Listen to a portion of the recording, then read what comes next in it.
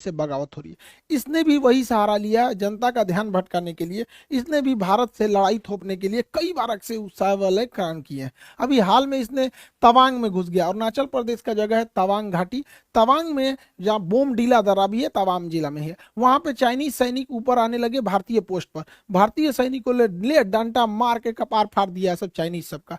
एक भी भारतीय को किसी भी तरह की गंभीर चोट नहीं आई है, ना ही कोई भारतीय सैनिक शहीद हुआ है। ये हमारे रक्षा मंत्री का खुद का संसद में दिया हुआ स्टेटमेंट था। और वहीं चाइनीज मीडिया इस पर एकदम चुप है। जब चाइनीज पिटाते हैं सब ना तो एकदम चुप हो जाते हैं। आपको याद होगा जो जून 2020 पिटाया था, 6 महीना बाद बोला था कि हाँ हम लोग पिटा गए। उस सब इती होता है, ऐसा आके भाज रहा था सब, मार यहाँ पे लाठी लाठी का पार फाड़ दिया सब चाइनीज सबका। चाइना वहां से भाग निकला और अभी चाइना कुछ नहीं बोल रहा है। अपनी जनता का ध्यान भटकाने के लिए ये कभी ताइवान के ऊपर अटैक करता है, कभी ये भारत की ओर। अभी इसके जो फाइटर जहाज थे सब वो कई बार उत्तराखंड के पास में मडराने लगे सब। उत्तराखंड के पास मडराने के भी कई रीजन है। उत्तराखंड में अभी भारत और अमेरिका की सेना यहाँ बहुत करीब नंदा देवी पर्वत के पास आकर चाइना के पास युद्ध अभ्यास की। इसीलिए वो अपने ड्रोन को, और उसने सबसे बड़ा जो बमवर्षक जहाज बनाया है S-20, ये बमवर्षक जहाजों को भारत के सीमा के पास उड़ाते रहता है। तो भारतीय सेना भी अपनी वायु से एयरफोर्स को तुरंत एक्टिवेट कर देती है और एयरफोर्स भी ऊपर से जाके वार्निंग देने लगती है कि अगर इधर की ओर आओगे तो तुम्हारा भी इलाज कर दिया जाएगा बढ़िया से। चाइना को पता चल गया है कि भारत की अब विदेश नीति जो है काफी एग्रेसिव हो गई और ये होना भी चाहिए। हमें अपने दुश्मनों को पहचानने में क्षणिक भी देर नहीं करनी चाहिए। इंडियन एयरफोर्स अब काफी तेजी से चाइना का मुकाबला करने लगती है। चाइना के साथ समस्या ये है कि यहाँ पे तिब्बत है। तिब्बत का पठार इतना ऊंचा है कि यहाँ पे कितना भी बेहतरीन जहाज दे दीजिए, कितना भी बेहतरीन जहाज, वो अपने फुल कैपेसिटी से नहीं उड़ सकता है, क्योंकि तिब्बत के ऊपर ऑक्सीजन की मात्रा बहुत कम होती है और किसी भी जहाज हो गया उसमें ईंधन जलने के लिए ऑक्सीजन की जरूरत ज्यादा होती है। तो यहाँ कितना भी बढ़िया जहाज रहेगा, यहाँ से यहाँ आने में अपनी पूरी पावर नहीं लगा सकता है। जबकि भारत का जहाज तो इधर ही रखा हुआ है यहाँ पर, इसके लिए ज्यादा उधर नहीं है, इसी को ज्यादा दिक्कत आता है। आपको पता होगा तिब्बत और हिमालय के ऊपर से कोई कमर्शियल जहाज जाते भी नहीं है सब यहाँ पे। तो इंडियन एयरफोर्स काफी एग्रेसिव में इसमें आगे बढ़ रही है। लेकिन चाइना इसे अन्य जगहों से घेरना चाह रहा है, पाकिस्तान के सहारे घेरना चाह रहा है, इधर मलक्का के सहारे, इधर तंजानिया के सहारे, तंजानिया से साथ इधर से मलक्का को इधर से, और ऐसे चारों ओर से चाइना भारत को घेरना चाह रहा है। हालांकि भारत भी इससे अब काउंटर अटैक के मूड में आ गया। भारत अपने वायुसेना की ताकत को लगातार बढ़ा रहा है। एयर बेसेस को भारत बढ़ाया जा रहा है। अभी गुजरात में दीसा एयरबेस का शिलान्यास किया गया। यह एयरबेस बहुत जरूरी था। दीसा एयरबेस कहाँ है उससे पहले आपको पाकिस्तान के एयरबेस का आइडिया होना चाहिए।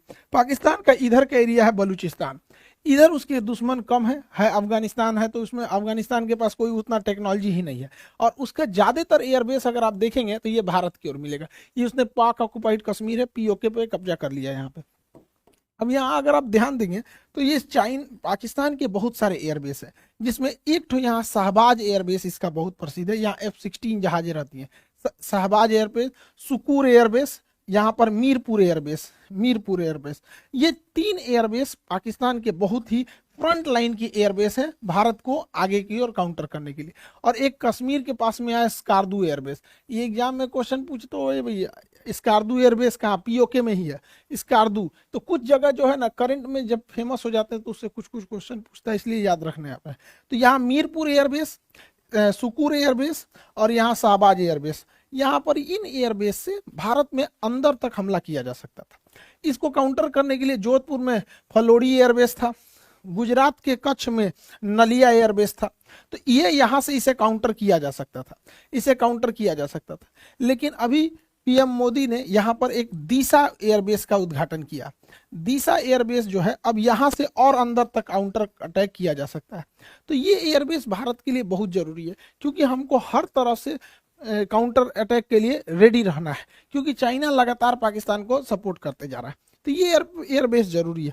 भारत अब अपने जितने भी एयरबेस हैं उसको, उसमें जो जहाजों को रखने के लिए बंकर है उसे अब नए मॉडल से अपग्रेड कर रहा है। उसका नाम है next generation harden aircraft shelter.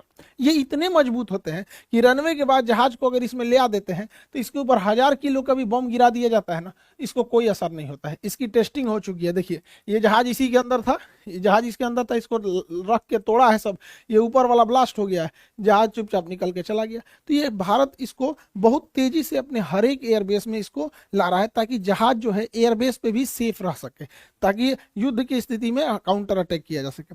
Bharat इसको बहुत भली भांति से समझ गया है कि अब हम लोगों को एग्रेसिवली आगे बढ़ना पड़ेगा, क्योंकि चाइना लगातार हमें घेरते आ रहा है। इसलिए भारत ने अपने यहाँ, ये तो हो गया अफगानिस्तान के लोगों को भारत से बहुत लगाव रहता है, तो अफगानिस्तान भारत में रिलेशन अच्छा है, लेकिन पीओके कब्जा करने की वजह से डायरेक्ट कनेक्शन नहीं है।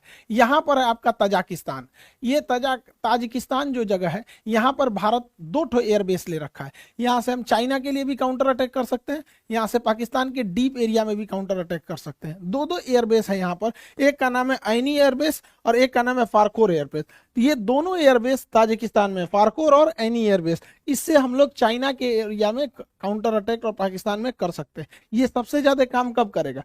चाइना यहाँ पे सड़क बना रहा है CPEC, China Pakistan economic corridor, इसको इधर से तो अटैक करता ही हो सकता है, इस एयरबेस के थ्रू यहाँ से भी अटैक किया जा सकता है। इसलिए भारत को अब रेडी रहना है, क्योंकि चाइना में अगर ज्यादा विवाद होगा तो पक्का किसी ना किसी से उलझेगा। तो उधर या तो उलझेगा ताइवान से, और नहीं तो इधर उलझेगा भारत से। इसलिए सतर्क रहना है।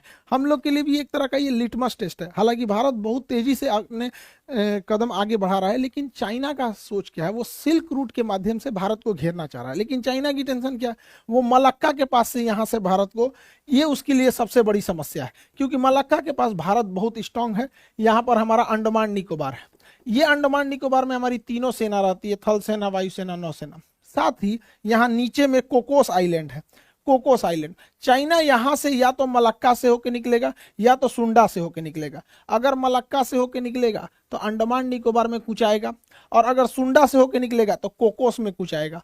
देखिए कोकोस आइलैंड हमारा नहीं, देखिए कोको अलग है, कोको आइलैंड म्यांमार के पास है, हम ही लोग का था, नेहरू ने गिफ्ट दे दिया यहाँ पे। ये कोकोस आइलैंड जो है ये ऑस्ट्रेलिया का है, लेकिन ऑस्ट्रेलिया से हम लोगों ने समझौता कर रखा है कि एक दूसरे के बेस का इस्तेमाल करने के लिए, तो इसका इस्तेमाल हम लोग कर सकते हैं यहाँ से काउंटर करने के लिए। इसलिए चाइना को पता है कि इस एरिया में हम कुछ नहीं कर सकते हैं, इसलिए चाइना मलक्का को अपने डेलिमा दुविधा समझता है, मलक्का डेलिमा।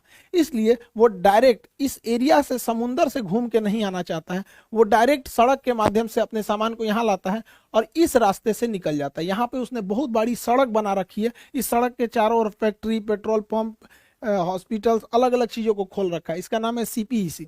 सीपीईसी को काउंटर करना भी बहुत जरूरी है, जो ग्वादर पोर्ट से जुड़ता है।